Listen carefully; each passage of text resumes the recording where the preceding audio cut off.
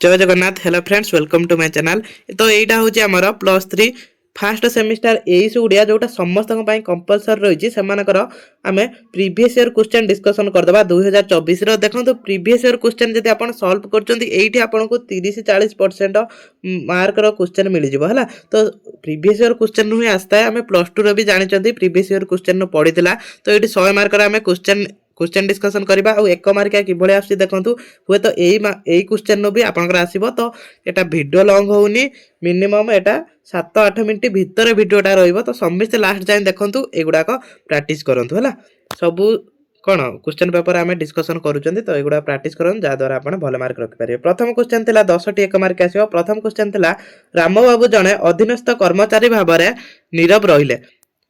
भूल थिले ठीक कर। एटा देखो जेहेतु आपण व्याकरण पढ़ुचंती तो सबु बेले कौन करेंगे क्वेश्चन को भल भाव में पढ़े। प्रथमे यही क्वेश्चन जो पढ़ी जो क्वेश्चन को प्रथम कौन करेंगे आपण पूरा भल भाव में माइंड खोलिक पढ़े। तो ये भूल कौन है देखो भूलटा ये मुझे चिन्हौची। यहाँ देखो रामबाबू जड़े अधीनस्थ ये अधीनस्थटा भूल हम। यहाँ कौन हम रामबाबू जड़े अधीन कर्मचारी भाव में नीरव रहिले।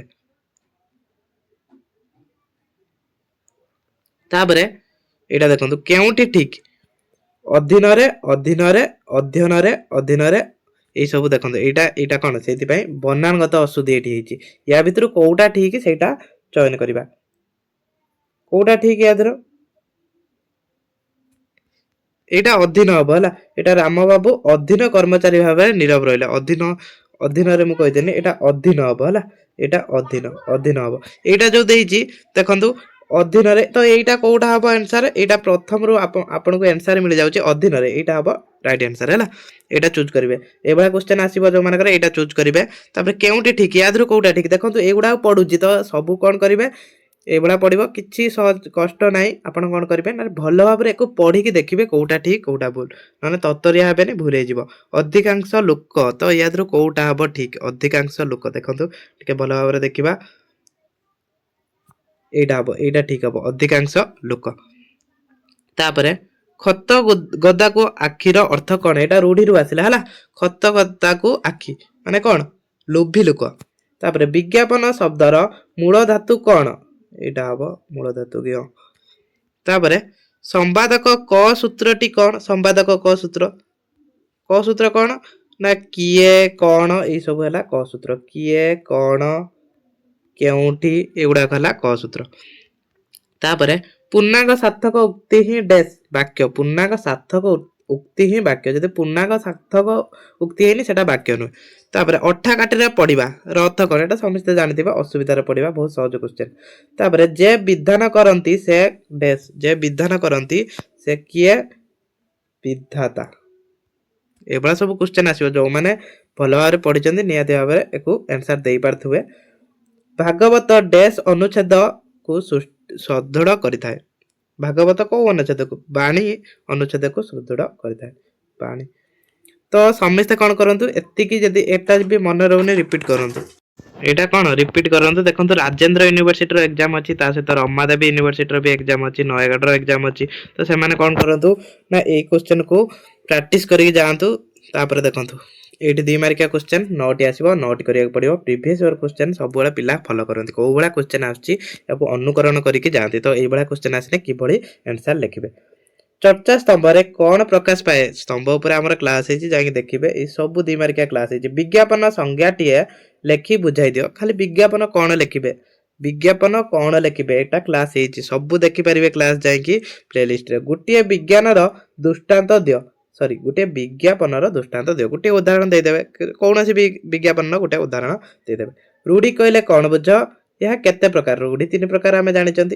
रूढ़ी कहने कौन बुझ 2 मार्क खाली रूढ़ी कहने कौन बुझ गोटे लिखिदेवे यहाँ धर गोटे वाक्य तापर आउ गोटे वाक्य लिखिदेवे यह केते प्रकार 3 प्रकार। अनुच्छेद लिखन रे वाक्यर भूमिका लेख वाक्यर भूमिका कौन अनुच्छेद उपरे गोटे यूनिट 3 रो क्लास करिकी रिसेंट अपलोड कराई देखिए ता बाहर कौन क्वेश्चन आसबनी।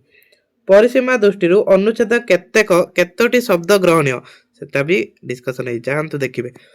भाव दृष्टि वाक्य केते प्रकार भाव दृष्टि वाक्य केते प्रकार वाक्य रे विराम चिन्ह ର ଗୁରୁତ୍व ଆଲୋଚନା କର। ବିରାମ ଚିହ୍ନ କାହିଁକି ବାକ୍ୟରେ ଦିଆଯାଏ?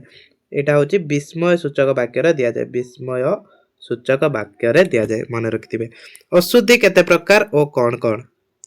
ଅଶୁଦ୍ଧି କେତେ ପ୍ରକାର ଓ କଣ କଣ ରହିଛି ଲେଖିବେ। ଅଶୁଦ୍ଧି ବର୍ଣ୍ଣାଗତ ଅଶୁଦ୍ଧି ହୁଏ, ସେଇଭଳିଆ ଅଶୁଦ୍ଧି କେତେ ପ୍ରକାର ଲେଖିବେ, କଣ କଣ। ଆଉ ଯୋଉମାନେ କଣ ୟାର ଆନ୍ସର ପାଉନାହାନ୍ତି ଚାଟ ଜିପିଟି ଯାଆନ୍ତୁ, ଏଟା ଓଡ଼ିଆରେ ଲେଖିକି ଟାଇପିଂ କରିକି ଛାଡ଼ିଦେବେ, ଆନ୍ସର ସବୁ ମିଳିଯିବ। ତାପରେ 5 ମାର୍କିଆ କ୍ୱେଶ୍ଚନ 10ଟି ଥିବ, ଆପଣଙ୍କୁ 8ଟି କରିବାକୁ ପଡ଼ିବ। 250 ଶବ୍ଦ ମଧ୍ୟରେ ଉତ୍ତର ଦେବାକୁ ପଡ଼ିବ। ସମାସ ମୂଳକ ଶବ୍ଦଗତ ଅଶୁଦ୍ଧି କଣ? ସୋଦାହରଣ ସହ ବୁଝାଅ, ମାନେ ଗୋଟେ ଉଦାହରଣ ଦେବ ତାର। ତାପରେ ଲିଙ୍ଗଗତ ଶବ୍ଦ ଅଶୁଦ୍ଧି କଣ ବୁଝାଅ।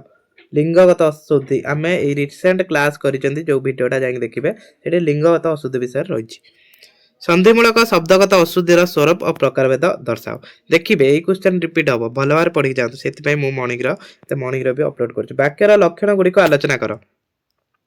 ବାକ୍ୟର ଲକ୍ଷଣ ଆମେ ପଢିଥିଲେ। ବାକ୍ୟର ବୈଶିଷ୍ଟ୍ୟ ଦେଖନ୍ତୁ, ଏଠି ପଢିଛି କଣ, ବାକ୍ୟର ଲକ୍ଷଣ। ଲକ୍ଷଣ ଯାହା, ବୈଶିଷ୍ଟ୍ୟ ସେଇଆ, କେହି କନଫ୍ୟୁଜ ହେବେନି। ସେଇଥିପାଇଁ କହୁଥିଲି ଭିଡିଓ ଲାଷ୍ଟ ଯାଏଁ ଦେଖନ୍ତୁ।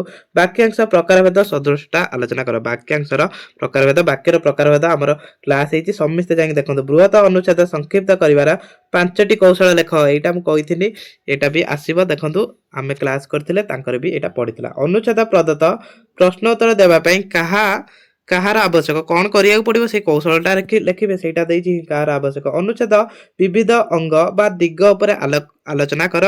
ଲୋକ ସମ୍ପର୍କ ବିଜ୍ଞାପନ କଣ ବୁଝାଅ। ପିକ୍ଚର 5ଟି ବୈଶିଷ୍ଟ୍ୟ ଉଲ୍ଲେଖ କର। ପିକ୍ଚର 5ଟି ବୈଶିଷ୍ଟ୍ୟ। ତାପରେ 8 ମାର୍କିଆ କ୍ୱେଶ୍ଚନ ଏଇଭଳିଆ ଆସିବ, 5ଟି ଆସିବ, 5ଟିରୁ 4ଟି କରିବେ। ତ କିଭଳିଆ ଆସୁଛି ଦେଖନ୍ତୁ। ସ୍ତମ୍ଭ ବିଭାଗୀକରଣ କରି ସେଗୁଡ଼ିକ ଆଲୋଚନା କର। ମାନେ ସ୍ତମ୍ଭର ଏଟା ପ୍ରକାର ଭେଦଟା ଲେଖିଦେବେ। ବିଜ୍ଞାପନ ପଛର କଳା ଓ ବିଜ୍ଞାନ ଉପରେ ଆଲୋକପାତ କର। ବିଜ୍ଞାପନର କଳା ବିଜ୍ଞାନ। ତାପରେ ଅନୁଚ୍ଛେଦ ସଂକ୍ଷେପଣ ଆବଶ୍ୟକତା ଓ ସଂକ୍ଷେପଣ କଳା ସମ୍ପର୍କରେ ଆଲୋଚନା କର। ବାକ୍ୟରେ ବଚନ ପ୍ରୟୋଗ କିପରି ହୁଏ, ଏହା ବାକ୍ୟ ପ୍ରସାର କଣ। ବାକ୍ୟରେ କିଭଳି ବଚନ ପ୍ରୟୋଗ ହୁଏ ସେଇଟା ଲେଖିବେ। ବାକ୍ୟ ଗଠନ ରୀତିରେ ଏଟା ଅଛି ହେଲା, ଏଟା ୟୁନିଟ୍ 2 ରେ ଅଛି। ବାକ୍ୟ ଗଠନ ରୀତିରେ ଏଟା ବହୁତ ପୂର୍ବରୁ ଆମେ କ୍ଲାସ କରିଛନ୍ତି, ଯାଇକି ଏଟା କଣ କରିବେ ଆପଣ ପ୍ଲେଲିଷ୍ଟର ପାଇପାରିବେ। ତାପରେ ଶବ୍ଦଗତ ଅଶୁଦ୍ଧି ଦୂରୀକରଣ କରିବା କିପରି କରାଯାଇ ପାରିବ ଆଲୋଚନା କର। ଏଇଟା ବି କ୍ଲାସ ହେଇଛି, ଯାଇକି ଦେଖିପାରିବେ। ତ ଏତିକି ରହୁଛି କଣ ଆମର 100 ମାର୍କର କ୍ୱେଶ୍ଚନ। ଏଇଭଳିଆ କ୍ୱେଶ୍ଚନ ଆସିଥିଲା, ଆପଣଙ୍କର ସବୁ ଏଇଭଳିଆ ଆସିବ। ଦେଖିବେ 30% ରୁ 40% କ୍ୱେଶ୍ଚନ ୟାଦରୁ ହିଁ ଆସିବ। ଏଇ କ୍ୱେଶ୍ଚନ କଣ ରିପିଟ୍ ହବ। ତ ସମସ୍ତେ ଭଲ ଭାବରେ ପଢିକି ଯାଆନ୍ତୁ, ନିହାତି ଭାବରେ ଏକ୍ଜାମରେ ଭଲ କରିବେ। ଯଦି ଏଇ ଯୋଉ କ୍ଲାସଟି ଆପଣଙ୍କୁ ହେଲ୍ପଫୁଲ ହେଇଛି, ତ ସମସ୍ତେ ଲାଇକ୍ କମେଣ୍ଟ ନିହାତି କରିବେ। ଯୋଉମାନଙ୍କୁ ହେଲ୍ପଫୁଲ ହେଇଛି ଲାଇକ୍ କମେଣ୍ଟ କରିବେ। ତ ରେଗୁଲାର କ୍ଲାସ କରିବା ପାଇଁ ସମସ୍ତେ କଣ କରନ୍ତୁ, ସବସ୍କ୍ରାଇବ କରନ୍ତୁ। ଜୟ ଜଗନ୍ନାଥ।